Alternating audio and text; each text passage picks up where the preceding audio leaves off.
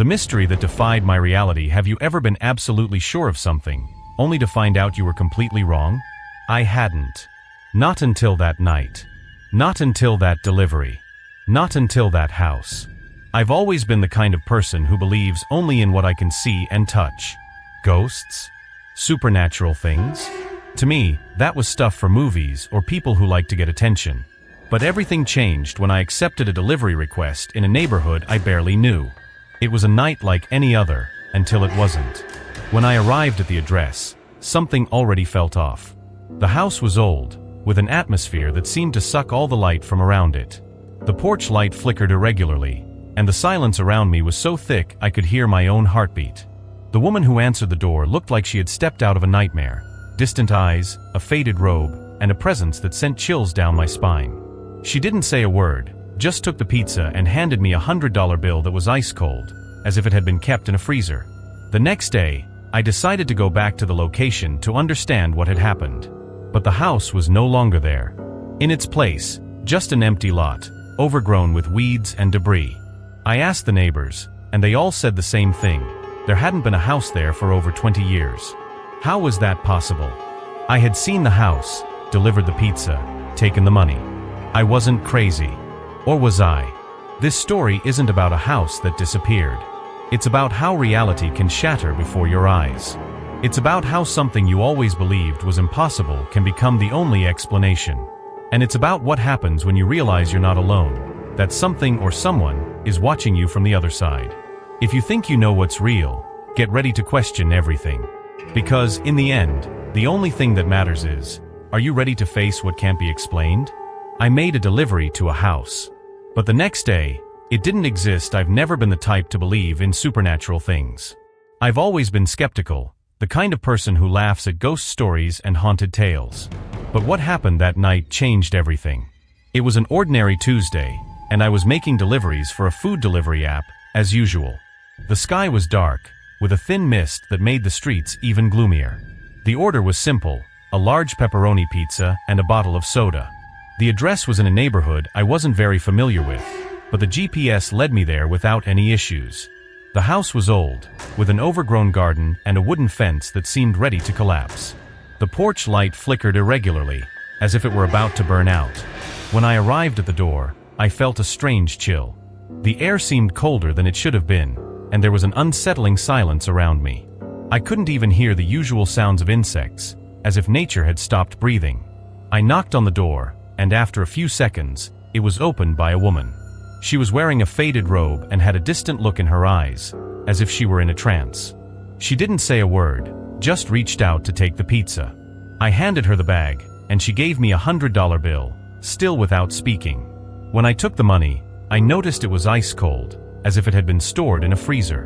Before I could say anything, she closed the door in my face. I stood there for a few seconds, trying to process what had just happened. On the way back to my car, I looked over my shoulder a few times, as if expecting to see someone watching me. The house seemed even darker than before, and the porch light continued to flicker irregularly.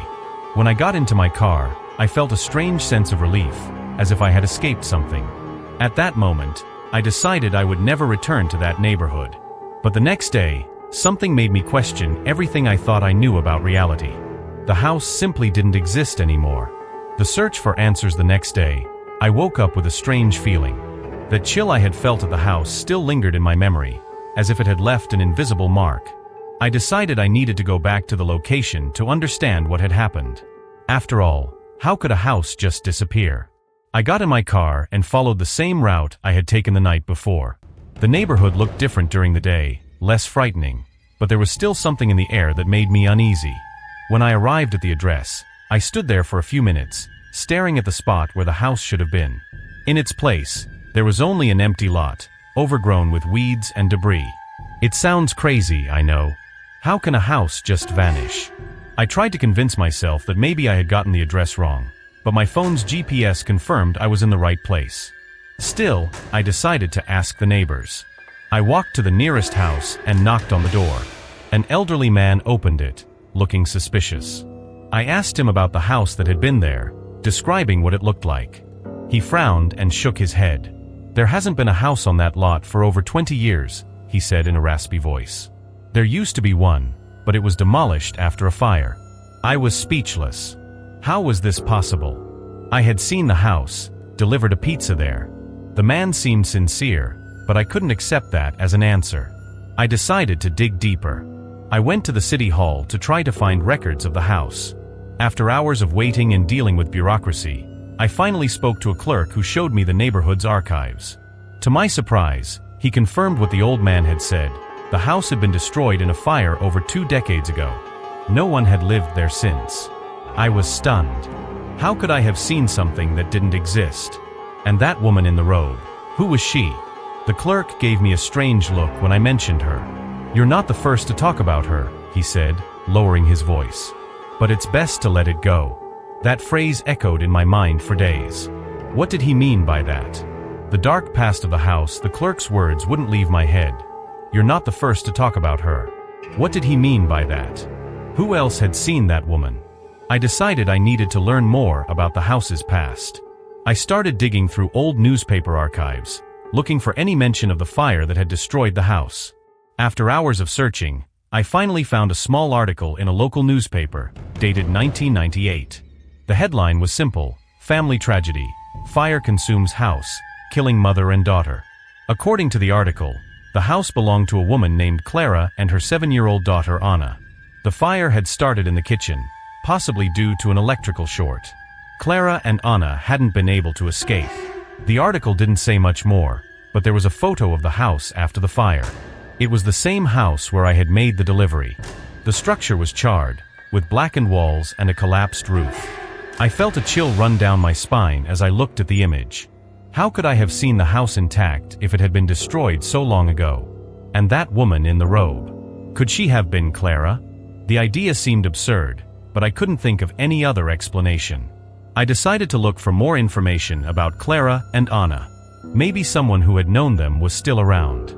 After asking around the neighborhood, I found out that a woman named Donna Marta had been Clara's neighbor. She still lived in the same house, just a few blocks from the empty lot. I went to see her, a mix of curiosity and fear in my chest. Donna Marta was a gray-haired woman with a tired but kind expression. When I mentioned Clara and Anna, her face changed. She grew serious, almost sad. Clara was a lonely woman, she said softly. After her husband died, she became very withdrawn. She only had her daughter, Anna. They were very close. I asked about the fire, and Donna Marta sighed. It was a terrible night. I heard the screams, but I couldn't do anything. By the time the firefighters arrived, it was too late. But what caught my attention most was what she said next. In the months before the fire, Clara started acting strange. She said she heard voices in the house, that she saw things that weren't there. Everyone thought it was grief, but I don't know. That left me even more intrigued. Had the house been haunted before the fire? And why had I, years later, experienced something there? Donna Marta looked at me with a piercing gaze. If you saw something there, it's best to let it go. Some things are better left alone. But I was already too involved to give up. Clara's diary, the conversation with Donna Marta, only deepened my curiosity. I needed to know more about Clara and what had happened in that house. That's when she gave me a valuable clue. Clara had kept a diary.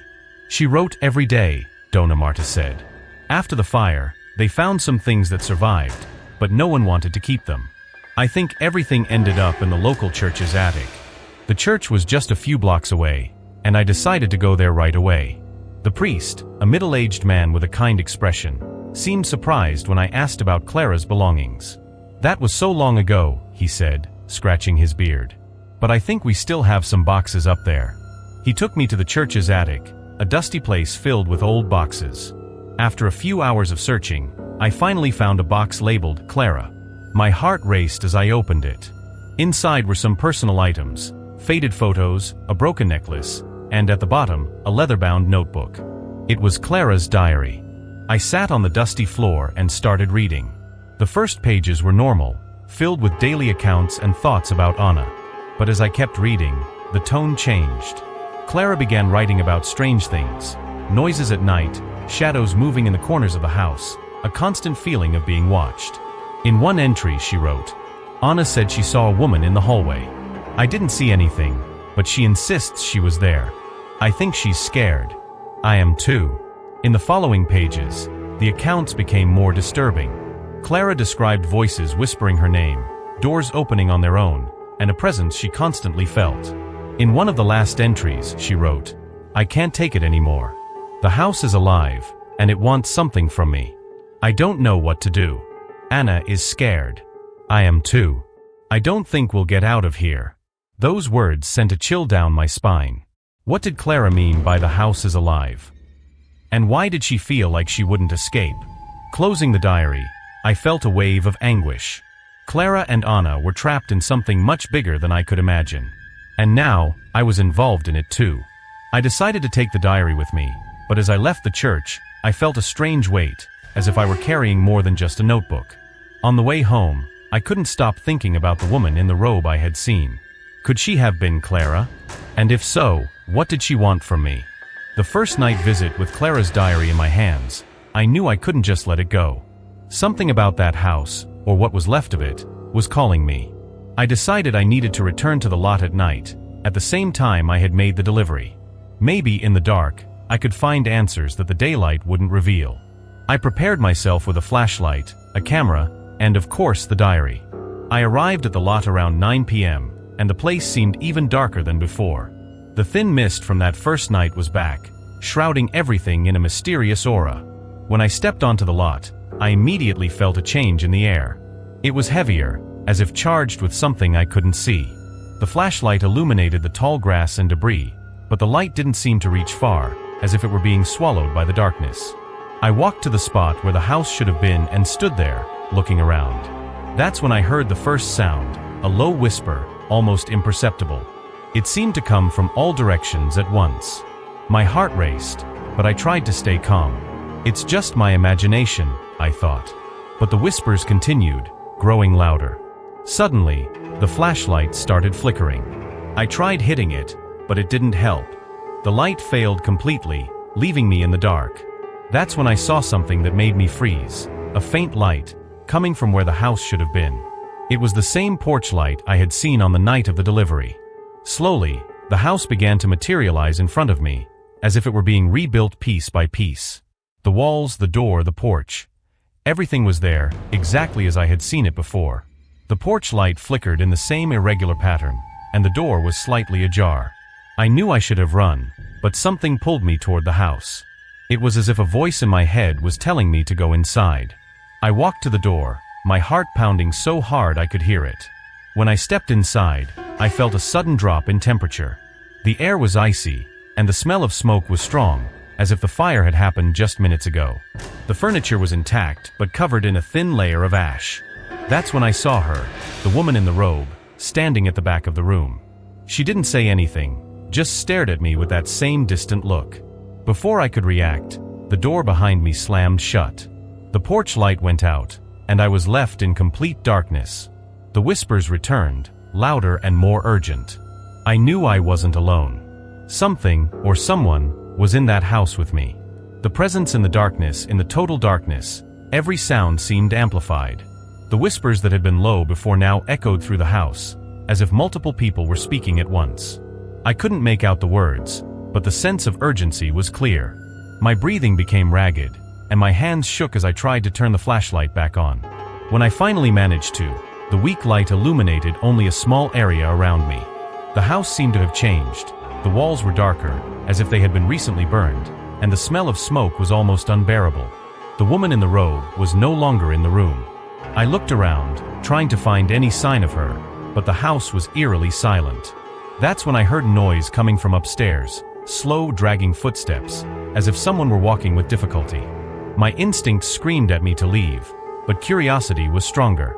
I gripped the flashlight tightly and started climbing the stairs, each step creaking under my weight. The hallway upstairs was narrow, with closed doors on both sides. The footsteps seemed to come from the end of the hallway, where one door was slightly ajar. As I approached the door, I felt a wave of cold so intense I almost dropped the flashlight. The voice in my head, which had seemed to guide me before, now screamed for me to stop. But I couldn't. Something was pulling me into that room. I pushed the door open slowly, and what I saw left me paralyzed. The room was small, with faded wallpaper on the walls. In the center of the room was a small bed, and sitting on it was a little girl. She couldn't have been more than 7 years old. Her hair was disheveled, and she held a stuffed bear. When she looked at me, her eyes were filled with tears. "Did you come to save us?" she asked in a voice so soft I could barely hear it. Before I could answer, I heard a noise behind me. I turned quickly and saw the woman in the robe, now standing in the hallway. She no longer seemed distant. Her face was full of pain and desperation. "Please," she whispered, reaching out to me. "Get us out of here." That's when I realized they weren't ghosts. They were trapped, stuck in an endless cycle of pain and fear. The house wasn't just haunted, it was a prison. But before I could do anything, the flashlight went out again. This time, it didn't come back on. I was left in the dark, hearing the whispers turn into screams.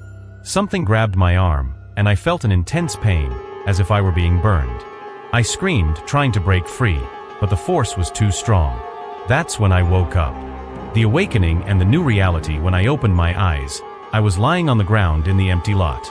The first light of dawn was breaking on the horizon, and birds were chirping in the distance.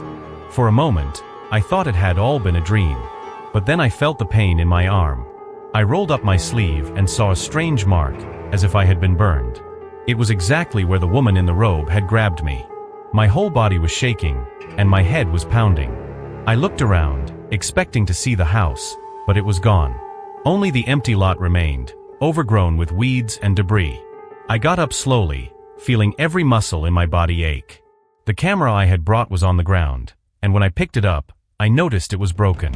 The screen was cracked, and the photos I had taken the night before were all distorted, as if they had been exposed to some strange energy. In the images, I could see shadows and figures, but nothing clear enough to identify. I put the camera in my bag and started walking back to my car. I needed to process everything that had happened, but one thing was certain: that house, or whatever it was, wasn't done with me. When I got home, I was exhausted, but I couldn't sleep. Every time I closed my eyes, I saw the girl in the room and the woman in the hallway.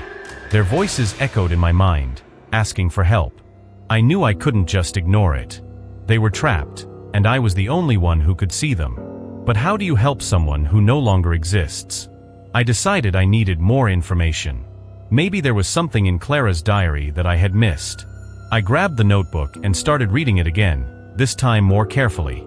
On one of the last pages, I found something I hadn't noticed before. Clara had written about an object, some kind of amulet she kept in the house. According to her, the amulet was the key to freeing what was trapped.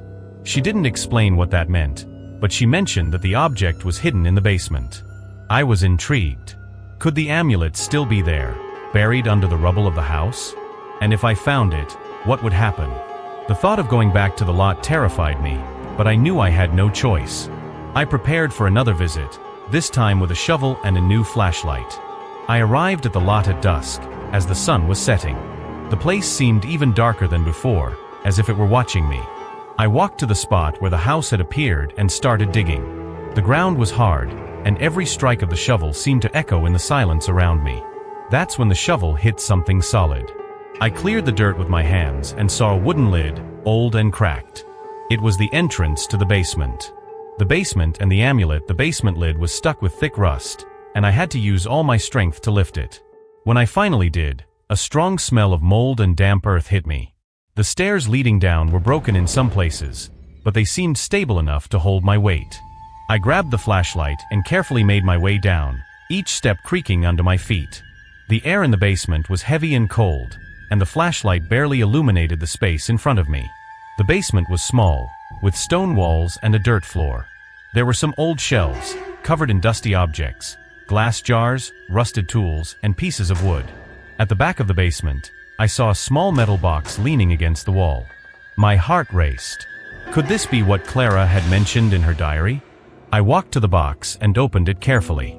Inside was an object wrapped in an old cloth. When I unfolded the cloth, I saw the amulet, a small metal figurine with strange symbols carved into its surface. It looked ancient but well preserved. I held the amulet in my hand and felt a strange wave of energy, as if it were alive. That's when I heard a noise behind me. I turned quickly and saw the woman in the robe, now standing at the back of the basement. She no longer seemed frightening. Her face was full of sadness and relief. "You found it," she whispered, her voice sounding distant. "Now you can free us." Before I could ask how, she pointed to a crack in the wall. "Put the amulet there," she said, "and say the words." I was confused. What words? She hadn't told me anything. But then, as if something inside me knew what to do, I started speaking. The words came naturally, in a language I didn't know. As I spoke, the amulet began to glow with a faint light. I placed it in the crack in the wall, and immediately felt a change in the air. The basement began to tremble, and a bright light emerged from the amulet, illuminating the entire space. The woman in the robe and the little girl appeared beside me, their expressions now calm and serene. "Thank you," the woman said with a sad smile. "Now we can rest." The light from the amulet grew brighter, enveloping everything around me. For a moment, I was blinded. When the light faded, the basement was empty. The woman and the girl were gone, and the amulet was dark, as if it had never glowed. I felt a strange peace, as if a great weight had been lifted from my shoulders. The return to normalcy when I left the basement. The sun was already high in the sky, and the lot seemed different. The heavy, dark air that had surrounded the place was gone, replaced by a sense of calm. I looked at the amulet in my hands, now cold and lifeless, and decided to take it with me. It was the only tangible proof of everything that had happened. On the way home, I felt a mix of relief and sadness. Clara and Anna were finally at peace, but I knew that experience would change my life forever. When I got home, I was exhausted, but this time I could sleep. There were no disturbing dreams, just a deep, restful sleep. When I woke up the next day, it felt like a chapter of my life had closed. I decided to keep the amulet in a drawer, along with Clara's diary. They were reminders of something I'd rather not relive, but also something I couldn't forget. In the days that followed, I tried to return to my normal routine, but something inside me had changed. I was no longer the skeptical person who didn't believe in anything supernatural. A week later, I went back to the lot one last time. This time, during the day, just to make sure everything was truly resolved. The place looked ordinary, like any other empty lot. There was no more strange chill, no feeling of being watched. Even the sunlight seemed brighter there. I stood there for a few minutes, reflecting on everything that had happened. Clara and Anna were free, and the house no longer existed. But I knew that story wouldn't completely end. Something like that leaves marks, and I would carry that experience with me forever. Before I left, I noticed something on the ground, near where the house used to appear. It was a small flower, growing among the weeds. It seemed out of place, but it was also a sign of life, that something new could grow from that land that had once been only pain and suffering. I smiled slightly and decided it was time to move on. I had done what needed to be done, and now it was time to leave the past behind. The legacy of the house, even after everything, I knew that story wouldn't completely end. Clara and Anna were at peace, but the amulet and the diary were still with me, constant reminders of what had happened. I decided I needed to make sure no one else would go through that. I contacted the city hall and offered to buy the lot. They thought it was strange, but they accepted my offer. Now that piece of land was mine. I planted trees and flowers there, turning it into a small garden. I didn't want that land to be associated only with pain and suffering. It was a way to honor Clara and Anna, to give new meaning to that place. I put up a simple plaque in the garden, with their names and the words, "Here rest two souls who finally found peace." It wasn't much, but it was what I could do. The amulet and the diary, however, still haunted me. They were too powerful to be left forgotten in a drawer. I decided to take them to an occult expert, someone who could tell me what to do with them. The man, an elderly gentleman with piercing eyes, examined the amulet carefully. "This is very old," he said in a grave voice, "and very dangerous. It must not fall into the wrong hands." I asked what I should do, and he suggested I bury it in a sacred place where it couldn't be found. Following his advice, I took the amulet to an old church in the mountains. There, with the help of the priest, I buried the object in a consecrated spot. It was a simple ritual, but I felt immense relief as I watched the earth cover the amulet. It was safe, and I could finally move on. As for Clara's diary, I decided to keep it with me. It was a reminder of that experience, but also a warning. The world is full of mysteries, and not everything can be explained. Today, the garden on the lot is thriving, and people from the neighborhood even visit the place, unaware of what happened there. To them, it's just a beautiful, peaceful spot. To me, it's a symbol of overcoming and redemption. Clara and Anna finally rest, and I've learned to live with the unknown. But sometimes, when night falls and the wind blows in a certain way, I still feel a chill. And for a brief moment, it seems like the porch light flickers again. Have you ever had that strange feeling after hanging up the phone? Like, for a brief moment, the line was still alive? As if someone was still there, listening, waiting? Most people ignore it. Interference, an echo, just a simple connection glitch. But I can't ignore it anymore. Not after what happened to me.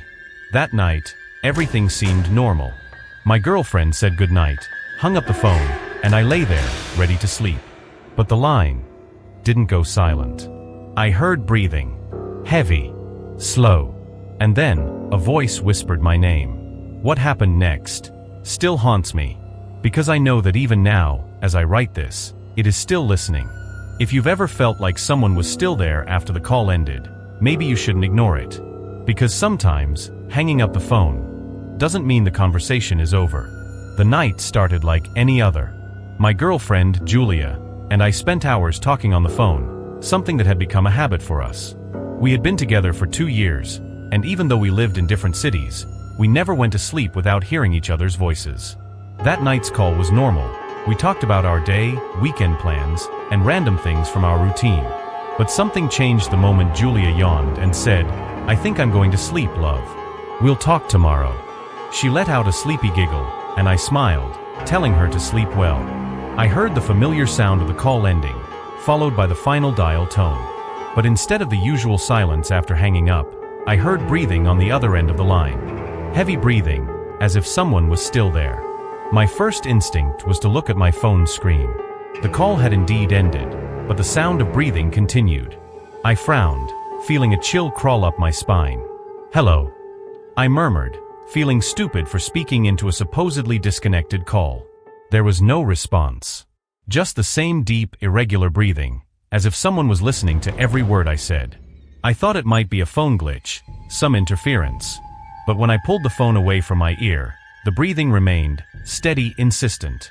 My heart pounded. I pressed the button to ensure the call had truly ended, and it had. Yet the line was still not silent. That's when I heard it.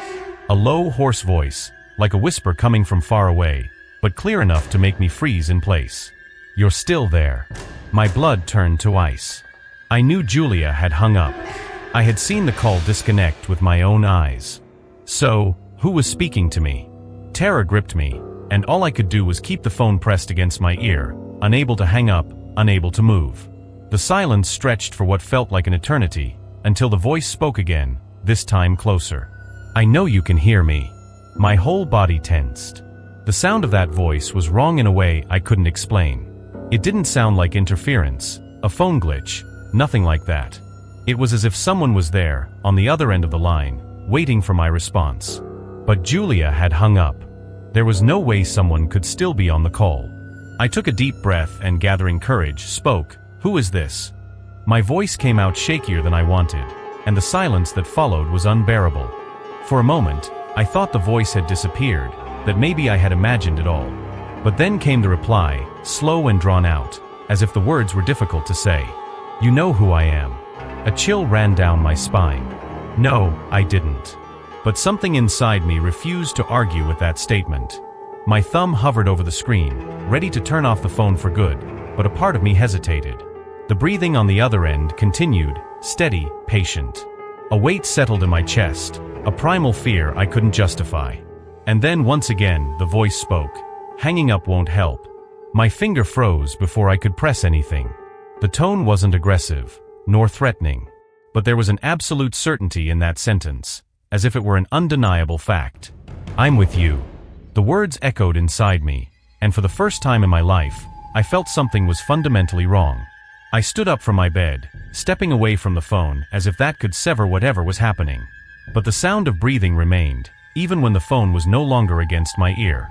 My chest rose and fell rapidly, my mind scrambling for a rational explanation. Maybe a line issue, maybe my tired mind playing tricks on me. But then I realized something that made me hold my breath. The sound of breathing wasn't coming from the phone anymore. It was inside my room. My body froze. A chill ran down my spine, and a growing panic spread through my chest. The phone was still in my hand, but now it felt insignificant. My focus was completely on the sound filling the room. The breathing was heavy, deep, almost animalistic. I didn't dare move. I didn't even dare blink. My eyes scanned the darkness, searching for a silhouette, any sign that someone was truly there. But all I saw was my room exactly as I had left it. The door closed, the window locked, the faint light from a hallway seeping under the door. Nothing seemed out of place, except for the fact that I was not alone. I tried to rationalize.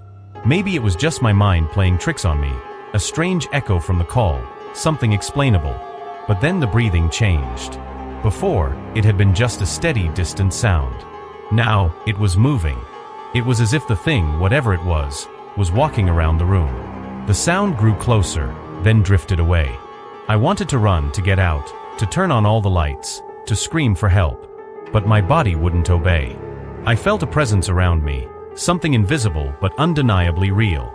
My ears caught every detail of the breathing, the roughness, the uneven rhythm, the faint crackles, as if something was trying to make a sound beyond just breathing.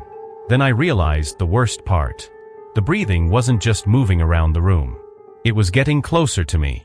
My heart pounded so violently it felt like it would burst inside my chest. My fingers trembled as I gripped the phone tighter. I didn't know what to do. And then, right next to my ear, a voice whispered, soft but absolutely clear, "Why don't you hang up?" Terror consumed me. I wanted to scream, wanted to run, wanted to do anything. But somehow I knew, hanging up wouldn't change a thing. My instincts screamed for me to do something. Run, turn on the light, pray, anything. But I remained frozen, feeling the air around me grow heavier, denser, as if something invisible was creeping closer inch by inch. The voice, that cold and intimate whisper, still echoed in my mind. "Why don't you hang up?" My hands trembled, and I looked at my phone, seeing the screen dark. There was no active call, no sign that anyone was there. But I heard it. I felt it. Something was with me. The breathing continued, closer than ever. And then, something touched my shoulder. It was light, almost imperceptible, but real. A shiver ran down my entire body, and I finally managed to move. I jumped back, stumbling over the rug and nearly falling. The phone slipped from my hand, hitting the floor with a dull thud. My eyes darted around the room, my breath coming in panicked gasps. Nothing. There was no one there. But I knew I was wrong. I could feel it. There was something in the air, an invisible presence, a suffocating weight that made me want to bolt. But my legs felt weak, as if I was trapped in.